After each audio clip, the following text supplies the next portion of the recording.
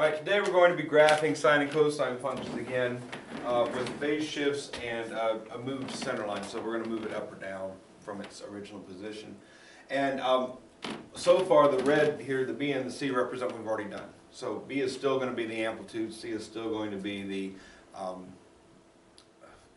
period changer. So it's 2 pi over C is going to create the period for sine or cosine. And this could just easily say cosine, it says sine, doesn't matter. The only difference between sine and cosine, again, is the layout of the dots. They're going to be the same as what they were. All right? There's going to be a first dash to a fifth dash, and there's going to be either top 0, bottom 0, top, or whatever for cosine, 0, top, 0, bottom 0 for sine, and so on. So before we had 4 dashes, but the y-axis represented the fifth dash. So what we're going to get here is 5 dashes actually. So, and the 2 things that we're going to consider here that are going to change things are the number being added, subtracted, and really just the number itself. A is the center line. Okay, so in other words, if all this stuff equaled 0, y would equal A. That's the middle. Okay, so where we normally go to 0, it's 0 top, 0 bottom, so 0 is the center line. So if this thing equals 0, the center line's here. If this thing goes to the top, the center line plus the top. If this thing goes to the bottom, the center line minus the bottom. So basically, y equals A represents the middle, then it goes up and down, and it's going to fluctuate between that. So when I'm getting my axis here, and you'll notice on your paper I've just drawn an x-axis for you. All right. Once you know what y equals A is, that's what that is. So if it says y equals 2 plus whatever, this is 2. And let's just put the real numbers in here. Y equals 2 plus 3 sine blah, blah, blah. All right. So 3 is the amplitude, right? So if I were to draw my y-axis on then, let's say here, and I put my dashes on the y-axis, dash, dash. This is now at 2, and we're going 3 spaces up and 3 spaces down from 2. So the highest and lowest point of the graph would be 5 and negative 1. All right, so that's how A is affecting anything on this. The other thing you'll notice is C parentheses x minus d, and it's very important that we get it to this structure. They don't always start off with C parentheses x minus d. They might start off with, let's say, sine of 3x minus 6 pi, something like that. All right, that's not the same as that because this is not x, it's 3x. So first thing I would do is take a 3 out, like so. All right, and so keep that in mind that you have to get it to look like that. So C is going to be whatever number comes out, and then D is going to be this number. And notice it says minus D. That means what we're moving, and it's the horizontal move here, is opposite the number you're looking at. So this would actually move 2 pi spaces to the right for the first dot.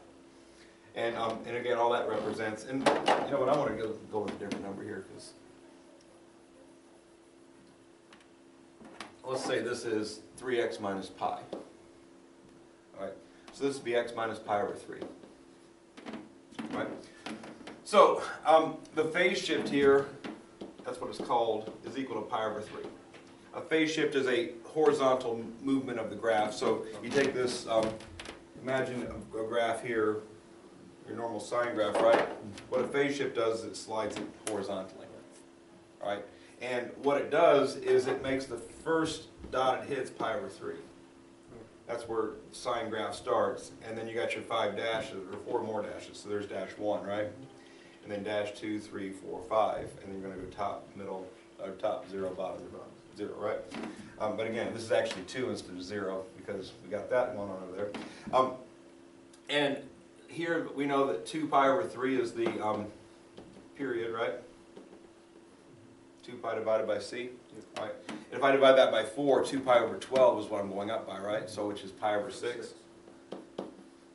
per dash. Now here's the problem. Pi over 6 per dash doesn't work very well because we're starting at pi over 3.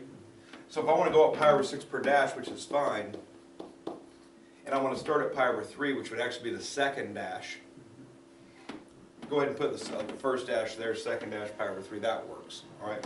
The other possibility is if it's a large, let's say that the phase shift is 27, right? You still want to go up by pi over 6. you can put a little break in the graph here and then start your graph here. Just identify your first point. Tell me how much each dash is going up by. That'll be sufficient. All right. So, you know, whichever works for you. Again, pi over 6 in this situation. Pi over 6, 2 pi over 6 is pi over 3. It'd be easy enough just to go ahead and put dash 1 and then dash 1 through 6 and then start at the second dash, which would be pi over 3. That would work. So with that in mind, let's do a couple. Graph y equals 3 cosine of 2x plus pi over 3. First thing I want to do every time is get to this specific structure. And I like that order, A, B, C, D. Just like the book likes to put their phase shift over here to the right. I always throw it over to the left. I just like it first. So I can see here there's nothing add or subtract from this, right? So I know y equals 0 plus 3 cosine. And then I want this to be 1x here, so I'm going to factor out the 2. And that's going to be x plus. Now when you take something out, you're dividing by it. Divided by 2 is the same as times a half. So this is going to be pi over 6. Okay, so create those 4 specific numbers there that we're looking for. There's A, there's B, there's C, there's D. All right? And I can actually identify their actual values over here. A is equal to 0, B is equal to 3, C is equal to 2, and D is equal to negative pi over 6. Be careful with D that you do have to change the sign of it. The structure says minus. Minus just means whatever you see here, you change it. Whatever you see here, you change the sign. And again, D happens after you've extracted. This is not D, this is D. All right, so be careful of that. So A, B, and D are the numbers we need, right? Yep. But C is going to get me a period, which is going to be 2 pi over 2, which is pi over 1, or just pi. So again, these 3 of these numbers do exactly what you need to do. The 4th number, the C, you have to actually use it to find what you're looking for. And that's going to get me a per dash value of pi over 4.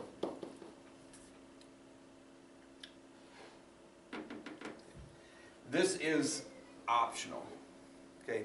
Maybe it works well, maybe it doesn't. Okay, in this case, it's not going to work very well because pi over 6 doesn't work very well with pi over 4. All right, so I'm probably not going to do it per dash here. I'll probably just mark each dash individually. But my first dash is going to be a negative pi over 6, then I'm going to keep on going pi over 4 more, right? So instead of going x colon pi over 4, I'm going to have to do plus pi over 4. All right, common denominators, all that good stuff. So, the other stuff I need to deal with here is once I've established there's a phase shift, which is negative pi over 6, the reason I don't put a vertical line here is because sometimes we need to put it more to the center, sometimes further left, whatever. So I'm going to negative pi over 6, I need to allow myself a little bit of space in the negative region there. So I'm going to go right there. And center line value is 0, so I'm going to put a 0 right here to identify the y axis. And I'm going to go 1 dash up, 1 dash down, about equally spaced there. And the amplitude is 3, so I'm going to go up 3 and down 3. So I'm going to put a 3 here and a negative 3 here. You could also go y colon 3, that works since we're starting at 0.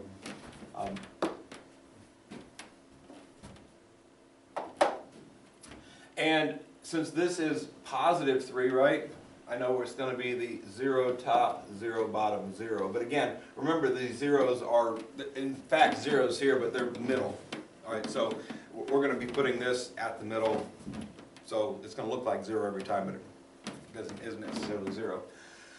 And then negative pi over 6, I'm going to put right here. And I'm going up by pi over 4. And if you just wanted to get a quick idea, if I do plus pi over 4, that's negative 2 pi over 12 plus 3 pi over 12 makes pi over 12. So maybe even, let's go maybe about there, and then about half as big. That's about the distance, because negative pi over 6, positive pi over 12, that's half as far away from the y-axis as that would be. And then I want the spacing to be the same all the way through there. So kind of ballpark it, you know.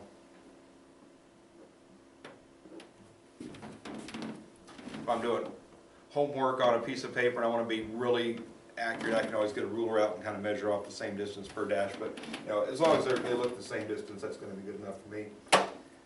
X-axis, and again, I can't put a colon anything on this one, right? So I would go with, this is negative 2 pi over 12, and this is going to be 3 pi over 12 that we're adding. if I go ahead and get them both as a common denominator issue, it's easier to add this and then reduce as I go. So, of course, this is negative pi over 6. And then plus pi over, 3 pi over 12 is going to be pi over 12.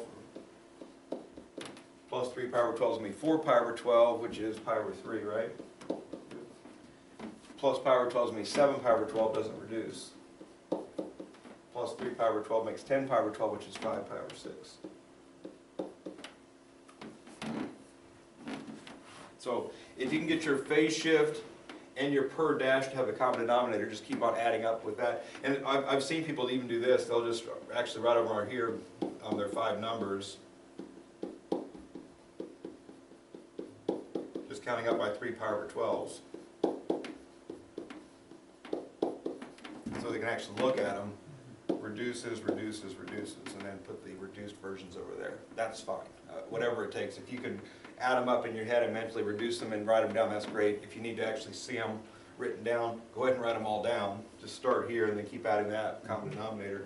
Get all your pi over 12 structures and then reduce the ones that reduced and put them over there.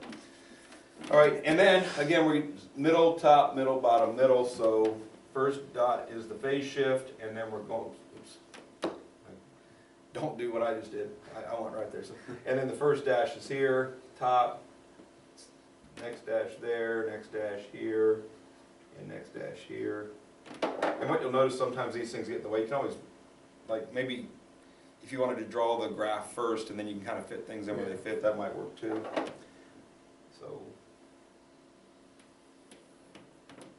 there's our graph.